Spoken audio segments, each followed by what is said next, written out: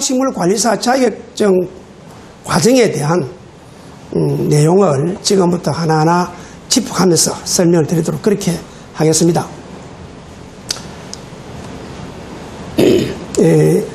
우리가 야용식물관리사 과정 이렇게 하면 참 생소한 과정이었고 한 몇 년 전, 그러니까 한 10년 전쯤만 해도 우리가 막 그냥 우리가 약용식물을 통해서 뭐 먹는다, 산에 가서 산채를 뜯어서 먹는다 하면 그냥 먹는 거니까 먹었고, 과연 그 먹는 식물 자체가 가지고 있는 어떤 성분, 독성 이런 부분들에 대해서 우리가 느낄 수 없고 그냥 먹으니까 먹었던 그런 시대가 오랜 세월이었죠. 그런데 이제 최근에 와서 많은 이런 그 식물에 대한 연구가 나오고, 그 다음에 한약재가 한의사나 한약사의 독점물이 아닌 우리 국민 모두가 누구나 다 그 한약 재료를 활용해서 식품을 만든다든지 하는 이런 그 광범위한 한약재 사용 영역이 넓혀짐으로써 이것이 이제 사회 일반화되고 공론화되고 아무라도 공부할 수 있는 기회를 부여해야 하는 그런 과정을 우리 한국자격개발원이 이 과정을 만드는 것입니다.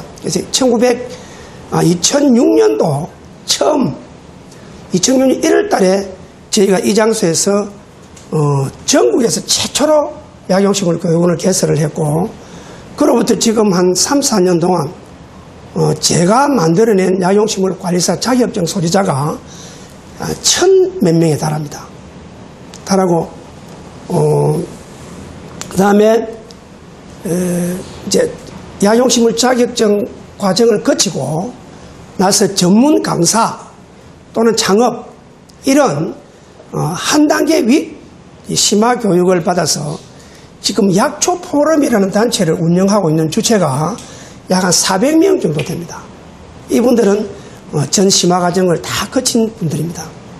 그래서 이제 이런 것을 통해서 우리 약용식물을 가지고 우리가 우선은 우리가 사람이 건강하게 사는 수단과 방법은 여러 가지가 있겠습니다만은 우리가 우선 먹는 것부터 한번 어떻게 해서 먹어야 될지, 어떤 것을 먹어야 우리가 인간의 최대 욕구를 충족시킬 수 있는 건강하게 오래 사는 법을 우리가 찾아갈 수 있을까 하는 이런 문제들과 연계해서 이 수업이 진행되고 있습니다. 우리가 약용식물 관리사라 이라면 정말 어디 다른 이런 어떤 것과는 비교될 수 없는 정도로 생소한 용어였습니다. 그런데 제가 이 교육을 부산에서 부산, 울산, 경남을 통해서 이 교육을 맡고 난 뒤에 약용식물 관리사에 대한 이미지가 많이 넓혀졌습니다. 왜 그런가 하면 제가 1년에 3번 내지 4번 신문에 광고를 내고 약용식물 관리사란 하는 이런 약용식물 관리사는 우리가 천연 염색이라든지 그다음에 효소라든지 또 한방 화장품이라든지 약선료라든지 이런 모든 한방하고 관련된 영역에 파생되는 이런 상품이나 이런 부분들을 전부 분석을 해보면 전부 재료가 약용식물 한약에서 나온다. 물론 저에게는 어떤 경제적인 문제하고도 연결이 되어 있을 수도 있습니다만은 사실은 저는 나중에 설명이 나오겠습니다만은 대한민국에서 약용식물 강사 내지는 교수로서는 제1인자로 자부하고 있고, 약용식물하고 관련된 모든 교육원이나 지금 각 대학 현장 내지는 전문 교육원에서 강의하고 있는 강사들이 전부가 내 손을, 내 입을 통해서, 내 여기서 하는 과정을 통해서 배출이 된 사람들이 주로 많고 하기 때문에 저는 하나의 사명감을 가지고 우리 약용식물에 대한 지식을 아주 많은 사람들에게 공유할 수 있는 이런 기회를 갖고자 하는 그 일념 때문에 정말 주변 사람들이 알지 못하는 많은 어려움을 갖고 이 교육 프로그램을 개발하고 또 안전자리마다 여기에 대한 이해도를 넓히고 하는 이런 과정들을 많이 거쳤습니다. 근데 여기서 우리가 약용식물관리사가 뭐를 12주 동안 공부를 할 것인가 하면 전문적 재배기법은 우리가 현장에 나가서 직접 쟁기질을 하고 씨앗을 뿌리는 과정은 여기는 현재는 없습니다. 없는데 단 우리가 그래도 이 재배하는 데서는 흙이라든지 기후라든지 이런 부분들에 대한 이론을 어느 정도 무장을 하고 그러나 이제 이런 전문적인 재배 기법에 대해서는 우리가 계속되는 우리 현장 수업 또 여러분들이 필요할 때 언제라도 우리 약용식물관리사 동료가 경영하고 있는 농장에 가서 실제로 흙과 여러분이 실습을 할 수 있는 그런 기회를 부여해주는 그런 기회로 그런 자료를 여러분이 보시면 되고요. 그 다음에 우리가 약용식물의 종류, 특성, 효능 및 효과에 관한 지식입니다. 지금 우리 사회는 뭔가 한약, 한방이라는 단어가 앞에 딱 붙어줘야 제값을 받는 시대가 왔습니다. 화장품도 그렇고 염색도 그렇고 모든 것들이 요리도 그렇고 이제는 한방약선 요리가 완전히 아직 교환한 세월이 많이 남았습니다만 제대로 자리 잡으려면 지금 이제 조금 우리 한국에도 한방약선 요리가 좀 기지개를 쓰고 있는데 이런 것들이 우리가 약용식 조금 광범위합니다만은 이런 약용식물의 특성이나 효능이나 효과에 관한 우리가 사전 지식 없이는 그냥 입에 맞는 음식을 만드는 것은 우리가 이제 어느 시대가 지나갔습니다. 그래서 이렇게 이런 것들을 하기 위해서는 효과를 알아야 합니다. 그 다음 이제 가공하는 방식이라든지 절단하는 방식이라든지 법제하는 방식, 수치하는 방법 이런 전문인 양성 우리가 여기서 공부를 합니다. 하게 되면 보편적으로 이제 여기 공부하시는 분들이 보면 앞으로 조금 기회가 주어지면 공기 좋고 산세 좋은 곳에 가서 정자 짓고 노후를 즐기고 싶어하는 이런 분들이 주로 상당히 많습니다. 많고 또 개중에는 때로는 현재 아주 고급 공직에 계신 분도 지금 전문가 과정을 여기서 하는 분들 얘기를 들으면 창업에 대한 굉장히 그 높은 관심도를 가지고 있어요. 그래서 이제 여기 우리가 촌에 가서 약초 재배를 해서 소일을 하든 또 어떤 생업을 이어가든 또 아니면 도시에서 건강원이나 탕제원이나 약용식물 전문점을 통해서 우리가 경제활동을 하든 간에 약용식물을 하는 과정에 우리가 마음을 담게 되면 최소한 우리가 독성이 있는 약용식물을 그대로 먹을 수 없다는 거 이런 정도를 분석을 해낼 줄 알아야 되고 또 거기서 그 독성을 어떤 방식으로 사람이 먹는데 아주 심한 독성의 자극을 안 받도록 만들어서 먹을 수 있는가 하는 것을 우리는 법제라는 얘기를 용어로 쓰기도 하고 수치한다고도 합니다. 가령 우리가 산에 가서 더덕을 한 뿌리 이렇게 했다고 가정합시다. 더덕은 우리가 약명으로 쓸 때는 사삼이라고 합니다. 모래사자 인삼삼자를 써서 사삼이라고 하는데 이 사삼을 한 뿌리 했는데 여러분들은 무의식 중에 그냥 이렇게 껍질을 벗긴다든지 흙을 씻는다든지 해서 고추에 찍어 먹든지 먹을 수가 있습니다. 근데 이것을 여러분이 그렇게 먹는 것은 우리가 그동안 그런 것들이 다 우리의 습관화된 생활화된 문제지만은 약용식물을 공부하고 나서 보면 하나의 그거를 수치 과정을 거친다. 말하자면 식용으로 먹을 수 있는 부분을 분리해서 못 먹는 부분을 처리하고 먹을 수 있는 부분을 따로 분리해서 적절한 방법으로 가령 지금 이런 우리가 야산에 있는 더덕은 상당히 독성이 강하죠. 이런 거를 좀 찧어서 한번 살짝 물에 헹궈서 먹는 방법이라든지 이런 부분들을 우리가 논리적으로 설명할 때 흙을 털고 못 먹는 노두 부분을 잘라내고 껍질을 벗겨 이런 부분들을 총칙에서 뭐라고 얘기하냐면 수치한다 이렇게 얘기합니다. 아주 깨끗하게 다듬는다. 그 다음에 또 약효성을 지닌 식물, 동물, 광물을 채취, 보관, 관리, 저장하는 기능이다. 우리가 여기서 공부하는 내용들을 뭐 어떤 그 기반 위에 우리가 교재를 가지고 공부를 하냐면 본초학이라고 많이 들어보셨을 겁니다.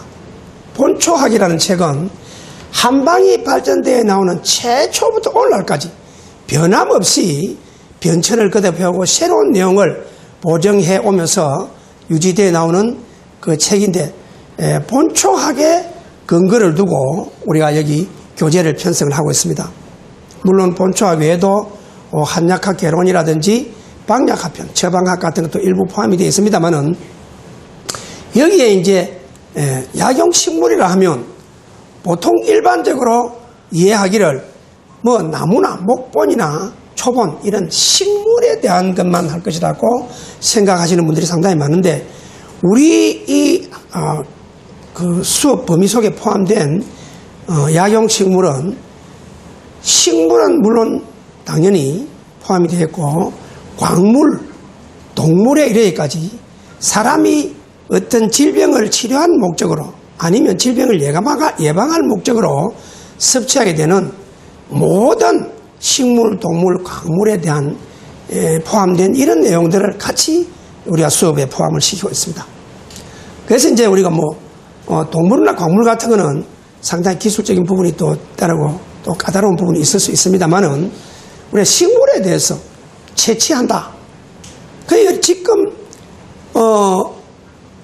잘 모르시는 분들이 약초 산행이라고 해서 산에 가서 당귀나 이런 뿌리를 쓰는 약재들을 그냥 눈에 보이니까 괭이를 찔러서 해가 옵니다. 그 아무 소용없는 채취 방법이거든요.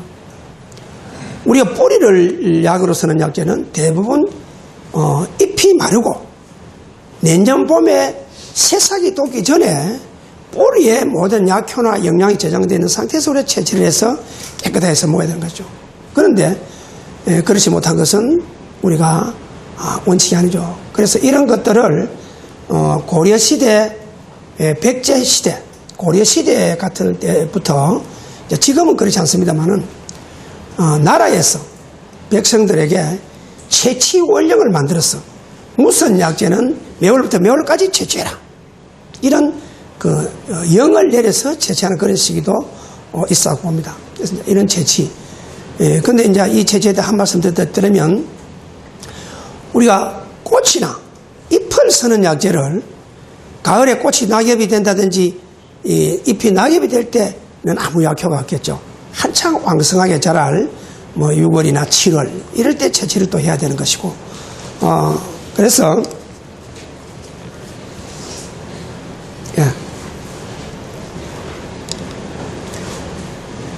관리 보관하고 하는 거는 요즘은 이제 큰 문제가 없어요.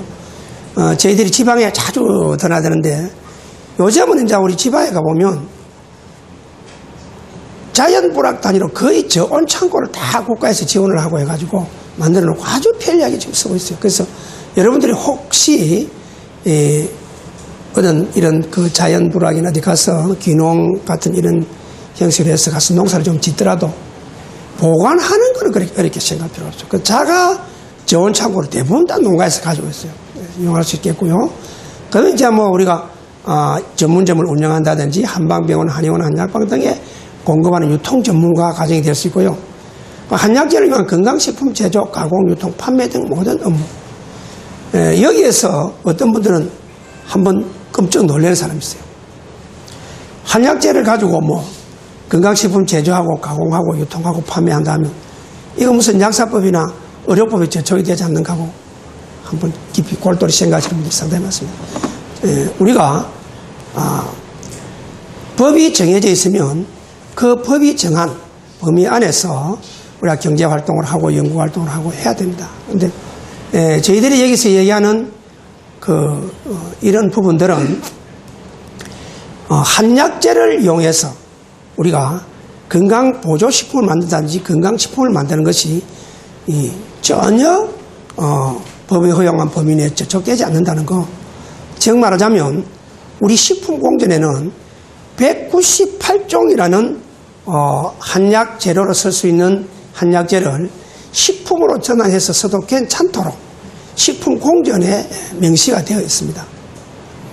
단지 우리가 식품공전에 수록되어 있는 범위 안에서 식품위생법이 정하는 범위나 건강식품에 관한 법률이 정하는 규정 안에서 우리가 식품을 허가를 받아서 생산해서 판매를 해야 되는데, 한약을 전문으로 다루는 우리 보건복지부 그 한약 담당관, 한약 정책 담당관이나 이런 분들하고 제가 만날 기회가 되었는데, 우리 가서 기타없이 얘기를 해보면 앞으로 그 까다롭고 한의사나 한약사가 아니면 만지기 힘든 그거 돌팔이 행세하고 무슨 그것 가지고 성분을 그럴 생각을 하지 말고 식품 쪽으로 연구를 해서 한약재를 활용해서 식품으로 연구해서 이것을 활용하는 범위가 엄청 광범위하고 넓다는 거예요.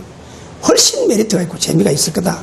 직접 우리가 그런 얘기를 듣기도 하는데, 이래서 사실은 시장은 식품 시장이 대단히 광범위하고 판로가 다양해죠. 식품은 수없이 많죠. 근데 그 중에서 우리가 건강기능식품이나 건강식품으로 인식되는 이런 식품들, 지금 여러분들 신문에 나 이런 광고를 보시면 굉장히 다양한 건강기능식품들이 판칩니다. 거기 보면 대부분이 다 우리가 여기서 공부하는 내용들입니다.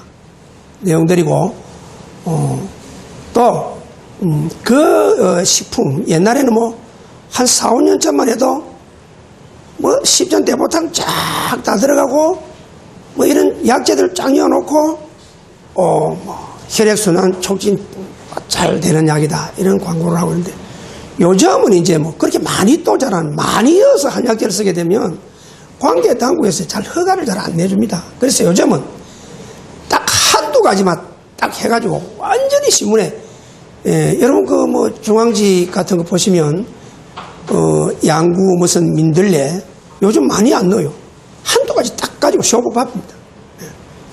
양구 민들레라든지 무슨 미나리라든지 이런 또 뭡니까 저쪽 가면 그 정구지 있죠. 부추 이런 것만 가지고도 식품 허가를 받아가지고 공급을 하는데 엄청납니다. 그리고 강화도 약수 이렇게 보니까 그 천안함 사고는 어디입니까? 그 섬에 약수기 진짜 좋다고. 이래가 이제 옛날에는 약수를 이렇게 원 재료를 채취해가지고 바깥에 팔았는데, 이제 그런 유명한 그 효력이 인정된 이런 식물을 가지고 있는 지방자치단체는요, 재료를 바깥으로 안 냅니다. 안 내고 자체 가공하고 2차, 3차 산업을 거쳐서 마케팅 경략까지 수립해가지고 상품화된 것을 팔아가지고 지방자치체 수입을 만들고 있는 주민들의 그 이익을 보장하고 있습니다. 그래서 이런 것들이 이제 그렇죠. 건강식품 제조, 가공, 유통. 궁극적으로 말하면 국민 건강 정진을 목적으로 하는 전문인을 양성하는 것이다. 전문인이 아니어도 괜찮아요. 여러분 이 공부해가지고 이 시간 대단히 소중한 시간들을 보내시고 또 경제적으로 큰 돈은 아닙니다만 그래도 그 큰 돈일 수도 있는 수강료를 내고 이 공부를 해가지고 보통 10갑절 100갑절 이것 가지고는 해당 안 되죠. 최소한 몇만 배의 소득을 여러분들이 여기서 가져가야 된다. 저는 그렇게 생각합니다. 그 소득을 우리가 정확하게 환산하고 계산은 못하겠지만은 예를 들어서 여러분들이 이렇게 어떻습니까? 몸이 좀 피로가 오고 내가 왜 이런가 모르겠다 하면 지금 아직까지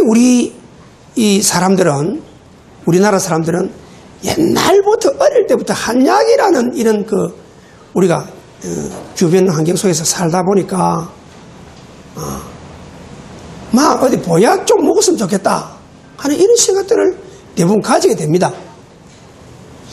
그런데 먹기는 먹었으면 좋겠는데 요즘 상황이 그렇습니다. 돈도 겁이 나고 또 뭐가 겁이 나냐면 대부분 사람들이 내한테 와서 공부하고 있는 사람들이 상수로 박수를 치면서 이 공부 잘했다고 이구동성을 하는 이유는 뭐냐면 내가 뭐 한의사 찾아가고 한약방 찾아가지고 구차하게 내 약 좋은 거 써주십시오. 한국 국산 약 써주십시오. 하는 말 아쉬운 소리 안 해도 되도록 됐다는 거죠. 그 얘기는 바로 무슨 말이냐면 여기서 공부하고 나간 사람들 여러분 12주 36시간하고 52시간입니다. 현장에 가서 공부하는 16시간 앞에서 52시간 동안에 여러분들이 여러분 가족이 먹고 살고 먹을 수 있고 여러분 자녀들이 먹고 여러분 손주가 먹는 이런 것을 직접 저울에 달아서 씻어서 약탕에 데려서 나눠 먹을 수 있는 실력을 가져 나간다 하는 것은 이거는 금액으로 환산할 수 있는 정도의 가치가 아닙니다. 간단한 예를 들면 뭐 우리가 한의원에 가서 뭐 국산을 쓰든 중국산을 쓰든 그거는 우리가 이미 우리 논에 여기서 논하는 그 바탕 외적인 얘기고 우리 얘기만 하자면 우리끼리 얘기만 하자면 여러분 어린 아이일 때 여러분 어릴 때도 마찬가지입니다. 부모님들이 아이가 조금 발육이 느리고 성장이 좀 둔하면 저놈을 어디 사물탕을 좀 지어 먹여야 될 텐데 하는 늘 그런 하면서 뭐 사물탕 먹고 자란 사람들이 여기 많아요 지금. 예. 저 같은 경우는 뭐 우리가 정조부님부터 저 뒤에 붙은 저 어른들은 다 우리 5대조 6대조 큰 무관 배세를 하신 어른들인데 저 어른들 밑에 가시가 약간 기울면서 무관 배출을 못하고 진사밖에 못하는 관직이 없는 우리 정조 할아버지가 관직을 못 얻었어요. 그래서 영광 먹고 살 호구주의 책으로 하다 보니까 한약에 손을 대게 됐고 머슴들을 부려서 산에 가서 약초 캐오라고 독려를 하고 약초를 캐오면 이렇게 천장에다 매달아 놓고 누가 동네 사람들이 토사강만 지금은 우리가 음식을 깨끗하게 먹고 공중위생관념이 너무 좋아졌기 때문에 그런 일이 없는데 옛날에는 한 해 여름 지나면 상한 음식을 먹고 토사강난에 걸리는 사람들이 굉장히 많았지 않습니까? 그러면 막 곽향 전기산 딱 지어가지고 주고 아이들 막 사물탕 지르고 그래 놓고 저 정자 밑에 가서 술 한잔 하다가 누가 아픈 사람 왔다 하면 또 가서 침 한번 놔주고 이런 세월을 거치면서 지금까지 이제 서쳐왔기 때문에 저희는 저희 집안에는 늘 한약만 가지고 사는 사람들이 대부분이었습니다. 그리고 저희 백씨도 제 고향이 가까운 원동인데 한약방을 하시다가 조금 젊은 나이에 돌아가셨고 저도 한의사는 아니지만은 한약만 가지고 이 한평생을 살아오는 사람이 되어버렸습니다. 그건 뭐 어쩔 수 없는 그런 환경으로 이제 지내왔던 그런 결론이죠. 그래서 우리가 사물탕을 먹고 자란 아이들이 얼마나 건강하냐면 진짜 건강합니다. 그래서 여러분들이 자, 사물탕 하나만 여러분 이제 다 손주들 볼래도 됐고 저도 뭐 악착같이 뭐 손주만 나면 사물탕부터 먹입니다. 먹는데 지금 내가 외솔려가 한 보름 전에 돌잔치를 했어요. 아이가 약해. 그래서 어제 우리 사돈네가 우리 딸내미 집에 올라간다 해서 어젯밤에 우리 집사람이 딱 사물탕만 다른 거 복잡하게 할 필요 없어요. 딱 4가지 약 딱 밤에 딱 데려가지고 적은 거니까 뭐 저런 소태 못 다리고 정갈하게 딱 데려가지고 아침 올라간데 줬는데 어제 줬는데 어제 점심때 전화가 왔는데 그 애기가 그 약을 크게 잘 먹는데 애기들이 약 잘 안 먹으려고 그러잖아요. 옛날에는 애들 약을 어떻게 먹냐면 코빼기를 잡고 입을 벌리가 막 들어부었어요. 근데 그 애기가 지가 약한 걸 알아요. 지가 살겠다는 거야. 약을 굉장히 잘 먹다고 막 박수를 치고 전화가 왔어. 근데 여러분들이 이 공부를 해가지고 다른 거 다 몰라도 돼. 사물탕 하나만 배워가도 여러분은 한의사보다 더 환영을 받을 수 있죠. 왜 그러냐면 여러분들은 사물탕을 하나 아이들을 만들어줄 때 직접 가서 눈으로 보고 이게 원산지가 어디서 어느 사람이 어디 사람이 농사짓는지 확인하고 이게 언제 생산된 건지 한 약재는 대부분 한 6가지 약재를 제외한 보통 약재는 전부 다 해먹은 약은 잘 쓰지 않습니다. 우리가 11월, 12월에 뿌리를 쓰는 약재들이 생산되면 내년 11월, 12월까지만 쓸만한 것을 비축을 하고 많이 쓰질 않아요. 그래서 금년에 생산된 거. 응? 여러분 일요일날 놀 때 지금 다 그래 하잖아요. 여러분 선배님들이. 배낭 하나 딱 메고 영천자 간다. 2일 7일이 영천자이고 금산장이 2일 7일이고 큰 장은 다 양력 2일 7일이 5일장이에요. 인삼계통, 수삼이나 근삼이나 인삼을 좀 사서 우리가 가족이 먹어봤다. 홍삼을 만들어서 먹든지 한번 해보겠다 싶으면 짊어지고 금산장에 올라갑니다. 가서 수삼센터 가서 들여다보고 한 채를 사든 두 채를 사든 좋은 거 사서 가져서 가족이 먹으면 되고 일반 사물탕이나 무슨 이런 걸 지어 먹고 싶으면 배낭 메고 영천자 갑니다. 영천은 대한민국에 생산되는 약재는 거기에 안 모이는 게 없습니다. 소위 말해서 전국 제1의 집산지입니다. 거기를 내가 언제 여러분들을 모시고 가느냐 하면 저는 데리고 간다 하면 모시고 가야 된다. 왜?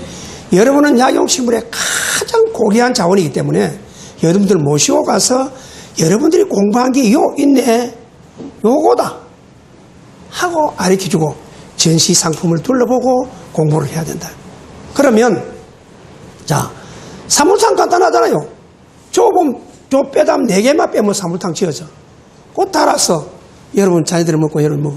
그러고 특히 이 학생들 오늘 몇 분 안 되는데 다음 주 되면 이 학생 많이 옵니다. 그런데 이 학생들은요 다른 약이 필요 없습니다. 사물탕만 먹으면 돼. 여러분 친정어머니나 시어머니가 촌에서 염소 잡아보면 뭐 여서 삼아줍니까?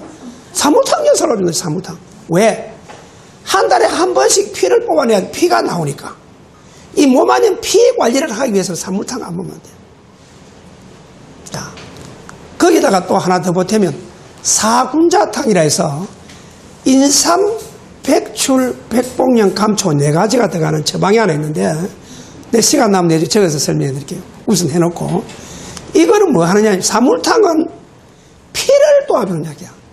그런데 8살, 10살 미만에는 다른 거 도와주려고 했을 필요가 없어. 피만 많이 만들어주면 아이들이 잘 크고 빨리 돼. 거기다가 기가 약하면 사군자탕을 딱 만들어서 또 먹이고, 요 놈이 기도 약하고 피도 모자란다 싶으면 4가지를 합해가지고 사군자탕 플러스 사물탕을 딱 해가지고 먹이면 기혈은 다 해결이 된다. 그러면 탕명이 무슨 탕이겠습니까? 팔물탕입니다. 4가지 합해서 팔물탕이죠. 그 팔물탕에다가 이제 아이가 변성기를 지나고 아이가 제법 뭐 이성을 알고 철이 나고 하면 이제 몸에 살살 안 좋은 게 생기기 시작해. 왜?